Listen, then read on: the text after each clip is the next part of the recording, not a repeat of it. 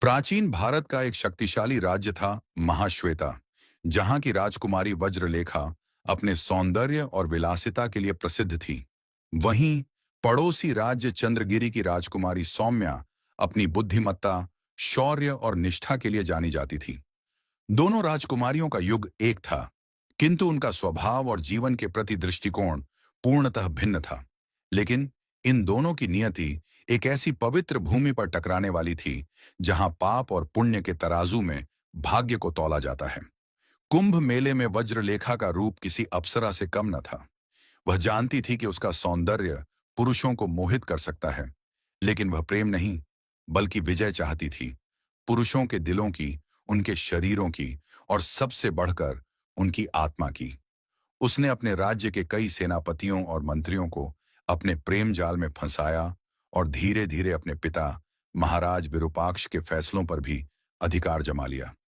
इसी बीच उसे एक और शिकार नजर आया, राजकुमार अर्चित सिंह, जो अपने पराक्रम के लिए विख्यात था और जिसे चंद्रगिरी की राजकुमारी सौम्या प्रेम करती थी। सौम्या न केवल सुंदर थी, बल्कि रण कौशल और नीति में भी निपुण थी। वह जानती थी कि राज्य और प्रेम केवल वासना से नहीं, बल्कि त्याग और निष्ठा से टिकते हैं। कुंभ मेला आने वाला था, जहां संपूर्ण आर्यावर्त के राजा और राजकुमार अपनी शक्ति, धर्म और संकल्प का प्रदर्शन करने के लिए उपस्थित होते। सौम्या, अर्चित सेन ने निश्चय किया था कि वे कुंभ मेले में एक साथ पवित्र गंगा में स्नान करेंगे और ईश्वर को साक्षी मानकर अपने प्रेम की पुष्टि करेंगे। लेकिन वज्रलेखा ने इस प्रेम को नष्ट करने की ठान ली। कुंभ का मेला अपने चरम पर था। दूर दूर से आए राजाओं, संतों, विद्वानों और तपस्वियों का महासंगम हो चुका था कि पावन तट पर लाखों लोग एकत्र थे। कोई अपने पाप धोने के लिए गंगा स्नान कर रहा था, तो कोई योग और तपस्या में लीन था। हर ओर मंत्रोच्चार, शंखनाद और भजन की गूंज थी। इसी भीड़ में एक सोने और रेशम से सजा शिविर था, जहां महाश्वेता की राजकुमारी वज्रलेखा ठहरी हुई थी। उसने दूर से ही देख लिया था कि राजकुमार अर्चित सिंह और चंद्रगिरी की राजकुमारी सौम्या एक दूसरे के प्रति अगाध प्रेम रखते थे। यह दृश्य उसके लिए असहनीय था। उसे आदत थी कि जो कुछ वह चाहती, वह उसके चरणों में समर्पित हो जाता। लेकिन अर्चित सेन का हृदय सौम्या के प्रेम से भरा था और यह वज्रलेखा को चुनौती जैसा प्रतीत हुआ। उसने मन ही मन एक षड्यंत्र रचा। अगर प्रेम से नहीं, तो छल से ही सही, अर्चित सेन को मैं अपना बनाऊंगी और सौम्या को नीचा दिखाऊंगी। रात का समय था।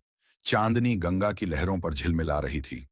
वज्रलेखा के शिविर में इत्र की सुगंध फैली हुई थी। दीपकों की हल्की रोशनी उसके सौंदर्य को और मोहक बना रही थी। उसने अपने दूत को भेजकर अर्चित सेन को संदेश दिया, राजकुमार, मैं आपके शौर्य और वीरता की प्रशंसा करती हूँ। मेरे पास आइए। मैं आपको एक गुप्त संदेश देना चाहती हूँ, जो कुंभ के भविष्य से जुड़ा हुआ है। अर्चित सेन एक धर्मपरायण योद्धा था।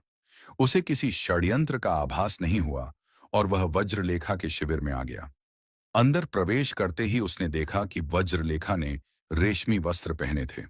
उसके गले में दुर्लभ रत्नों का हार था और वह उसे अत्यधिक आकर्षक दृष्टि से देख रही थी। राजकुमार, यह मेला केवल साधुओं और तपस्वियों के लिए नहीं है। यहाँ राजाओं और राजकुमारों को भी विश्राम का अधिकार है। आइए, इस स्वर्ण पात्र से अमृत पान कीजिए, वज्रलेखा ने अपनी मादक आवाज में कहा। अर्चित सेन को थोड़ा संदेह हुआ, लेकिन वह शिष्टाचारवश बैठ गया। वज्रलेखा ने उसे एक मदिरा भरा पात्र दिया। अर्चित सेन ने उसे लेने से इनकार कर दिया, परंतु वज्रलेखा ने अपनी आंखों में झूठी चिंता और करुणा का भाव लाते हुए कहा, क्या आप मेरी मेहमान नवाजी का अपमान करेंगे राजकुमार? यह एक साधारण पेय है। इसे अस्वीकार करना हमारे राज्य का अपमान होगा। अर्चित सेन धर्म और शालीनता का पालन करता था। उसने सोचा कि एक सामान्य पेय का ग्रहण करना अनुचित नहीं होगा। जैसे ही उसने पहला घूंट लिया, उसे लगा जैसे कोई विचित्र नशा उसकी नसों में दौड़ने लगा हो। वह उठने की कोशिश करने लगा, लेकिन कदम लड़खड़ा गए।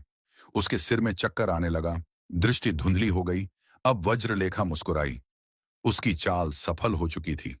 कुछ समय बाद जब अर्चित सेन पूरी तरह मदहोश हो चुका था, वज्रलेखा ने अपनी साड़ियों को अस्त-व्यस्त किया, अपने केश खोल दिए और अपने चेहरे पर भय और पीड़ा का भाव ला दिया। फिर उसने अपने सेवकों को बुलाया और जोर जोर से चिल्लाने लगी, बचाओ, राजकुमार अर्चित सेन ने मेरे साथ अनाचार करने का प्रयास किया। यह पवित्र भूमि है, लेकिन इसने इस पुण्य स्थान को अपवित्र कर दिया है। उसकी चीखें सुनकर शिविर के बाहर खड़े सैनिक, संत और अन्य राजकुमार दौड़ते हुए अंदर आए। दृश्य देखकर सभी स्तब्ध रह गए। वज्रलेखा जमीन पर गिरी हुई थी। उसके वस्त्र अस्त व्यस्त थे और अर्चित सेन अचेत पड़ा था। महाश्वेता के राजा विरूपाक्ष क्रोध से भर उठे। उनके साथ कई अन्य राजा और साधु भी वहां पहुंच चुके थे। यह पवित्र भूमि है, यहां ऐसा घृणित कृत्य असहनीय है। संतों ने गंगा के तट पर एक सभा बुलाई। उन्होंने घोषणा की, राजकुमार अर्चित सेन ने कुंभ की पवित्र भूमि पर पाप किया है। उसका दोष मिटाने के लिए उसे अग्नि परीक्षा देनी होगी।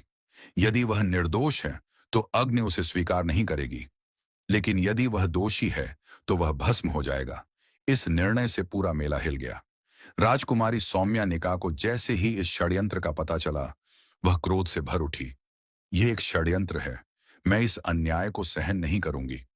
लेकिन साधु और राजा अपने निर्णय पर अड़े थे। अगली सुबह अर्चित सेन को अग्निकुंड में प्रवेश करना था और वज्रलेखा की साजिश लगभग सफल हो चुकी थी। लेकिन सत्य को कोई छल या कपट लंबे समय तक ढक नहीं सकता था। अगली सुबह कुंभ मेले की पावन अग्नि स्वयं निर्णय करने वाली थी। जब सौम्यानिका को यह झांत हुआ तो उसने अपनी तलवार उठाई और कुंभ मेले के मुख्य धर्मगुरु महायोगी वशिष्ठनाथ के पास पहुंची। उसने स्पष्ट कहा, जो स्त्री छल और वासना के लिए पुरुष का अपमान करे, वह स्वयं अग्नि में प्रवेश करने योग्य है। यदि मेरे प्रेम की सत्यता प्रमाणित हो जाए तो वज्रलेखा के छल का भी अंत होगा। महायोगी ने कहा, यदि अर्चित सेन निर्दोष है तो अग्नि उसे जलाने में असमर्थ होगी। भीड़ के सामने अर्चित सेन को अग्निकुंड में धकेला गया, लेकिन चमत्कार हुआ, अग्नि ने उसे स्पर्श नहीं किया। यह देख राजा, संत और साधु चकित रह गए। उन्होंने घोषणा की, अर्चित सेन निर्दोष है। अब सबका ध्यान वज्रलेखा पर गया। संतों ने आदेश दिया कि यदि वह वास्तव में पवित्र है तो उसे भी अग्नि परीक्षा देनी होगी। लेकिन जैसे ही वज्रलेखा ने अग्निकुंड में प्रवेश किया, उसकी चीखें गूंज उठीं। अग्नि ने उसे भस्म कर दिया। इस घटना के बाद सौम्यानिका और अर्चित सेन का विवाह कुंभ मेले के पावन स्थल पर संपन्न हुआ। चंद्रगिरी और महाश्वेता के राज्यों ने मित्रता स्थापित की और न्यायप्रियता की नीति अपनाई। वज्रलेखा का अंत यह सिद्ध करता है कि सौंदर्य और वासना से प्राप्त सत्ता क्षणिक होती है, लेकिन प्रेम, निष्ठा और नीति से अर्जित सम्मान युगों तक जीवित रहता है। और इस प्रकार कुंभ की पावन अग्नि ने छल और कपट को भस्म कर दिया। तो दोस्तों, उम्मीद है कि आज की कहानी से आपको जरूर कुछ सीखने को मिला होगा। आज के लिए बस इतना ही। मिलते हैं अगले वीडियो में।